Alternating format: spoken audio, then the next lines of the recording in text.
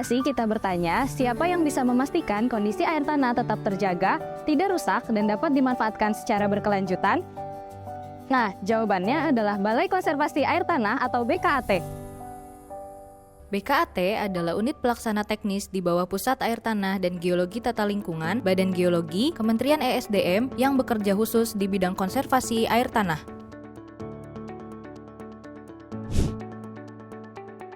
Berdasarkan Permen ESDM nomor 34 tahun 2021, BKAT memiliki 3 tugas utama, yakni memantau kondisi air tanah, menanggulangi dampak pengambilan air tanah melalui pemberian rekomendasi teknis terkait penggunaan air tanah, dan mengembangkan teknologi konservasi air tanah. Tapi, tugas BKAT tidak berhenti di situ saja. Ada beberapa fungsi penting lainnya yang dilakukan setiap harinya di kantor BKAT. Mulai dari menyiapkan bahan persetujuan studi kelayakan air tanah, melakukan evaluasi dan konservasi, serta melakukan pemantauan kondisi air tanah secara berkala. Selain itu, BKAT menyusun rekomendasi teknis untuk pemanfaatan air tanah dan mengelola sarana serta prasarana teknis yang mendukung seluruh kegiatan tersebut. Setelah memahami tugas dan wewenang dari BKAT, selanjutnya kita akan masuk ke dalam layanan yang diberikan oleh BKAT. Terdapat 4 layanan utama yang diberikan oleh BKAT yang dapat diakses oleh berbagai kalangan masyarakat. Pertama, layanan konsultasi teknis perizinan air tanah. Selain melakukan pemantauan air tanah dan pengembangan teknologi konservasi, BKAT juga memberikan layanan konsultasi teknis terkait perizinan air tanah, khususnya di Provinsi Jawa Barat, Banten, dan DKI Jakarta. Layanan ini mencakup konsultasi teknis terkait perizinan penggunaan air tanah. Izin penggunaan air tanah terbagi dalam 2 kategori, yaitu layanan izin pengusahaan air tanah untuk kegiatan usaha dan persetujuan penggunaan air tanah untuk kegiatan bukan usaha. Pertama, kita akan membahas mengenai layanan izin pengusahaan air tanah. Terdapat 4 jenis layanan izin pengusahaan air tanah, di antaranya izin pengusahaan air tanah baru, penataan izin pengusahaan air tanah, perpanjangan izin pengusahaan air tanah, serta perubahan izin pengusahaan air tanah. Semuanya dapat Anda akses melalui oss.go.id dan lengkapi data yang dibutuhkan. Untuk panduan dan template dokumen, bisa kunjungi link PATGTL pada tautan ini ya. Kemudian, untuk persetujuan penggunaan air tanah untuk kegiatan bukan usaha, Anda dapat mengunjungi situs esdm.go.id lalu login pada menu non-OSS atau non-usaha. Untuk dokumen dan persyaratan yang diperlukan, Anda dapat mengunjungi link PATGTL pada tautan ini ya. Kedua, pengawasan air tanah. Ini adalah kegiatan yang dilakukan BKAT ke pemohon agar pengambilan air tanah yang dilakukan sesuai dengan pedoman teknis yang berlaku. Terdapat 4 jenis kegiatan pengawasan yang dilakukan, antara lain pengawasan konstruksi, bertujuan agar sumur yang dibangun sesuai dengan ketentuan teknis sehingga menjaga keberlanjutan air tanah dan tidak merusak lingkungan. Pengawasan pemompaan, bertujuan untuk memastikan bahwa kegiatan yang dilakukan mulai dari konstruksi hingga pemompaan sesuai dengan pedoman teknis yang berlaku. Pengawasan pasca izin terbit, memastikan kepatuhan terhadap ketentuan yang berlaku pada izin air tanah sehingga keberlanjutan air tanah tetap terjaga dan terhindar dari kerusakan lingkungan air tanah seperti keringnya sumur penduduk, amblesan tanah, intrusi air laut, dan pencemaran air tanah. Dan pendampingan penutupan sumur menjaga agar sumur yang sudah tidak digunakan tidak menimbulkan dampak lingkungan atau keselamatan. Ketiga, layanan klinik dan konsultasi air tanah.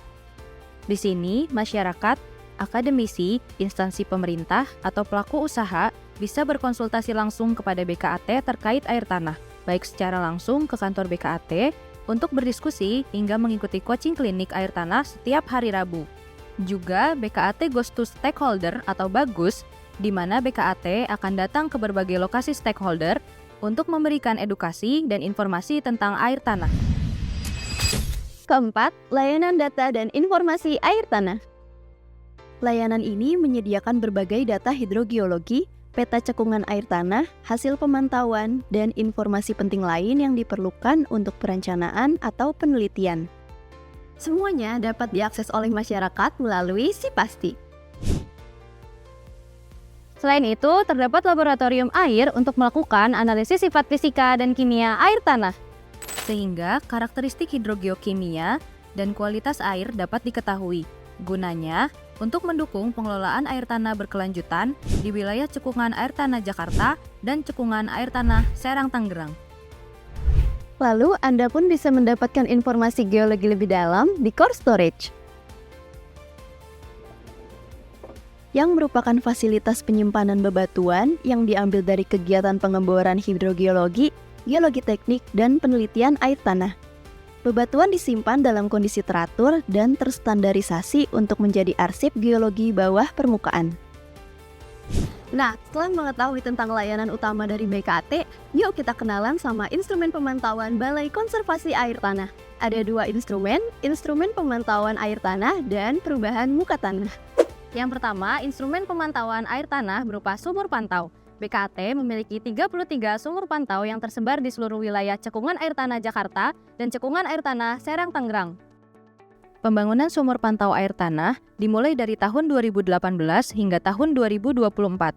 Sejumlah 16 lokasi oleh Balai Konservasi Air Tanah serta tambahan 17 lokasi yang merupakan hibah dari Pusat Air Tanah dan Geologi Tata Lingkungan. Fungsinya untuk memantau kondisi air tanah secara berkala. Sumur pantau juga berfungsi dalam memantau dan menganalisis amblesan tanah akibat perubahan tekanan dalam akuifer. Alat ini sangat penting untuk keselamatan infrastruktur, pengendalian izin air tanah, penetapan zona konservasi, dan perlindungan masyarakat dari risiko amblesan ekstrim. Kedua, instrumen pemantauan perubahan muka tanah. Di sini kita punya stasiun GNSS Course dan alat pemantauan muka tanah, yaitu GPS geodetik dan juga titik benchmark penurunan muka tanah. Stasiun GNSS Course adalah stasiun pemantauan satelit GNSS yang beroperasi terus-menerus untuk menyediakan data posisi berketelitian tinggi. Fungsinya antara lain sebagai titik referensi serta data koreksi untuk pengukuran GPS agar akurasi posisi lebih tinggi. Lalu, pemantauan perubahan tanah digunakan dalam studi geologi, hidrogeologi, dan mitigasi bencana seperti penurunan tanah dan pergerakan tektonik. GPS geodetik mobile merupakan alat yang dapat secara mobile digunakan untuk memantau perubahan muka tanah. Alat ini memiliki kesamaan fungsi dengan GNSS Course, namun penggunaannya lebih fleksibel karena dapat dibawa kemana-mana. Sementara titik benchmark adalah sistem acuan tetap yang sangat penting untuk memastikan semua pengukuran elevasi, penurunan tanah, dan kondisi air tanah dilakukan secara akurat, konsisten, dan berkelanjutan.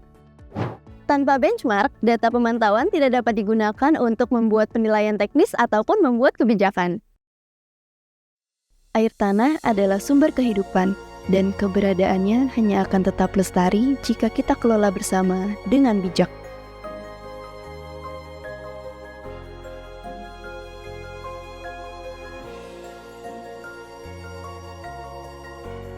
Terima kasih sudah menyimak video kami. Video ini adalah cara kami untuk memperkenalkan tupoksi BKT kepada seluruh masyarakat, Agar kita makin sadar betapa pentingnya air tanah bagi kehidupan kita. karena air tanah sehat, Indonesia kuat.